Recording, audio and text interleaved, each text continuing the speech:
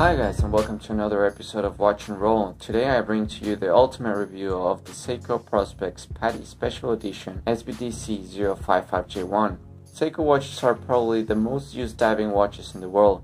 If you go to a scuba shop, they will probably praise you for wearing a Seiko diver. Seiko is also the one and only official partner of the Professional Association of Diving Instructors, which is the world's largest diving network.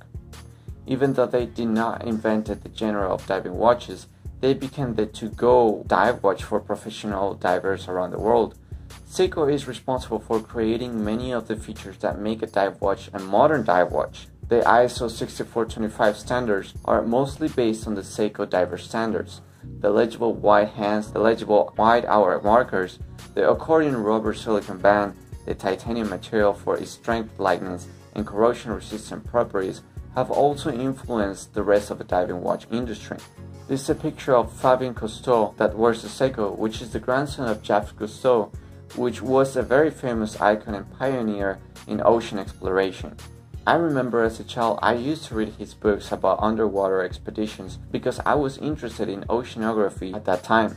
On 2017 Bassworld, Seiko released the reissue of the very first Seiko diver, the 62 MAS.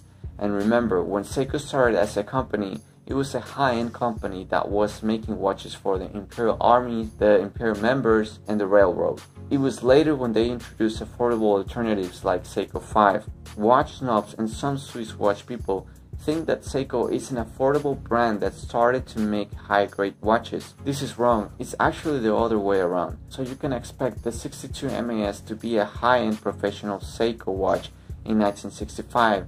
And this SBDC055 is a reinterpretation, but not quite yet the Grand Seiko level reissue, which is the SLA017, which has a Grand Seiko movement, Soratsu polishing, and the rest of all the high-end specs, which, by the way, MAS was derived from the Matic S automatic self-dater. The Seiko 62 MAS was so reliable that it was used by the Japanese Antarctic Research Expedition from 1966 to 1969.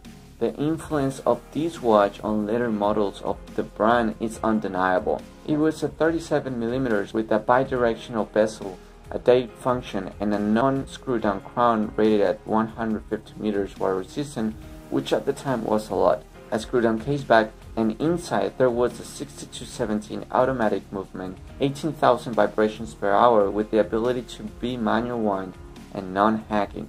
Nowadays, divers don't wear a diving watch at times as it's a diving tool of the old times. Diving computers didn't exist at that time, so while the belief that divers now don't wear a diving watch is kind of true, the reality is that divers still want to wear a diving watch as a backup and also as their everyday watch. So here is the Japanese domestic market SBDC055 Padi Special Edition and Prospex, which stands for Professional Specifications, and ISO 764 certified. The reinterpretation derived from the very first Seiko diver, the professional watch that started all. So just starting by that, this watch is already special for its heritage. It's not just another affordable Seiko diver. The case is a 42.6mm, a 14mm thick, 49.8 lug to lug. By the way, the strap is 20mm. Stainless steel, and look at this sporty case shape, it's just great. It kinda looks like a mixture of a Grand Seiko case design and a vintage case of the 62 MAS. Alternating satin facets and polished, not Soratsu of Grand Seiko, but inspired by it. Then it's covered with the hardening process called Diashield, making it 2 to 3 times harder than stainless steel. It has a sadly unsigned screw-down crown at the 3 o'clock position with no crown guards, just like the 62 MAS. That, by the way, the feeling when operating this crown is very steady, secure, and feels refined. Very easy to screw back in, and it has a very defined feeling when you screw it back in. It's not like other divers of lesser price points that you don't really know when the crown is truly closed, you just know it's tight. With this one, it's not the same.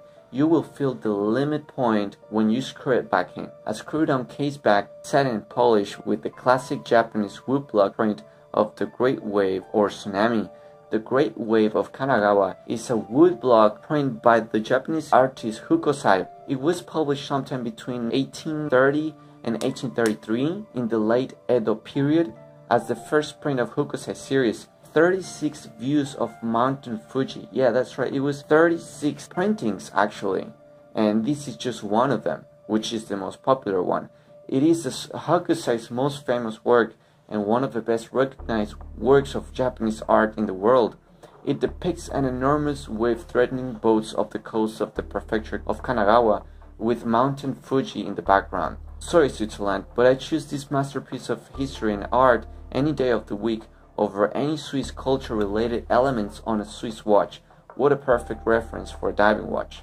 It has a slightly domed sapphire crystal with an anti-reflecting coating on the inside that is slightly raised off the case. This is the best type of setting because you don't want your anti-reflecting coating on the outside to be scratched or to come off over time. And the dome crystal has a neutral anti-reflecting effect. The bezel with the sapphire cover lumpif is an ADLC diamond-like carbon glossy black bezel that looks like ceramic. Very scratch resistant, not quite like ceramic but more shatter resistant than ceramic, which probably makes this material the best one for its real purpose. The bezel has a greatly blue IP coin edge that, if you notice, is raised away from the case, comfortable to operate. The action of the bezel feels very soft but still defined. It's like a creamy sensation, making it feel luxurious. I'll let you hear it for yourself.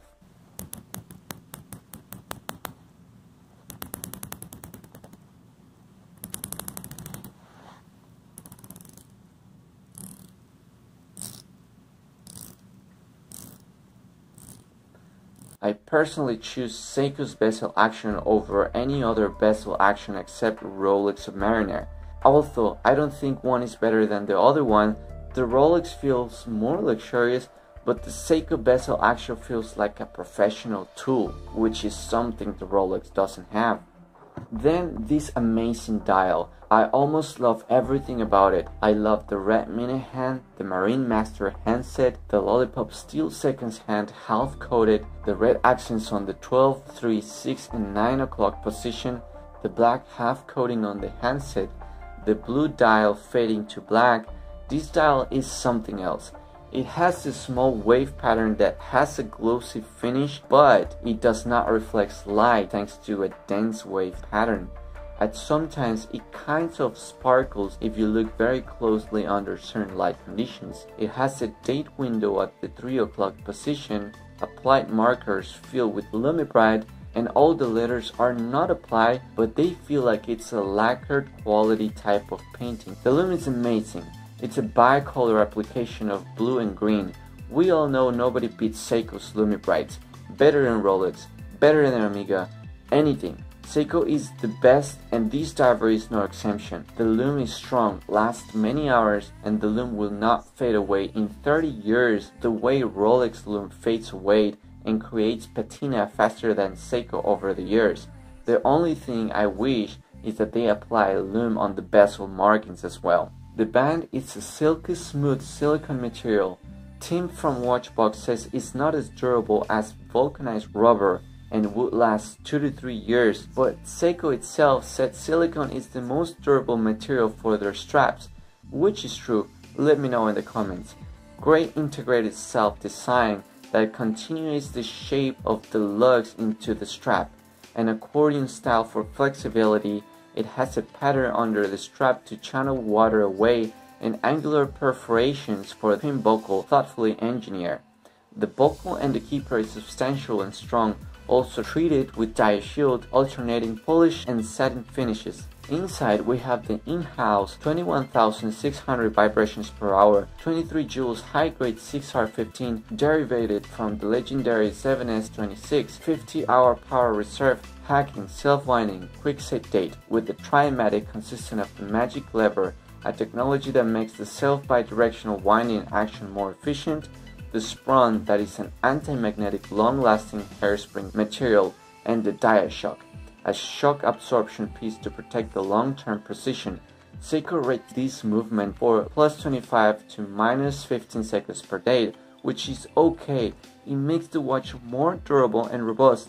The lower the beats per hour, the longer it's gonna last, so you might not need to service this watch in a longer periods of time in comparison with the Swiss chronometer watch. But also I have to mention, Seiko doesn't regulate this watch, but it's easy to regulate and you will have COSC chronometer accuracy on this watch. So in reality, I think it's a very good movement worthy of a higher end models. Surprisingly, this one in particular is running at 0 seconds per day when it's wound enough. When the power reserve is below, I would say 50%, then the watch loses to -3 to -4 seconds a day, which is still very good. The box where the watch came with, I think it's really nice. I think it's a step up from other watches, other Seiko divers. This is Prospects, Padi, and Seiko, just like that. If I take off the watch, there's a blue inner side, and I just think it really matches the face of the watch, and it's just cool. This is how it wears on my barely 15 centimeters in circumference wrist, and it wears okay. I always say I don't think there's anybody in the watch community with smaller wrist than me that is not a girl. So if it's me, it fits you better. I find this watch super legible and it looks great under all types of light. The conclusion, well, what a watch. This is a special one. It has a direct heritage to the great professional 62 MAS.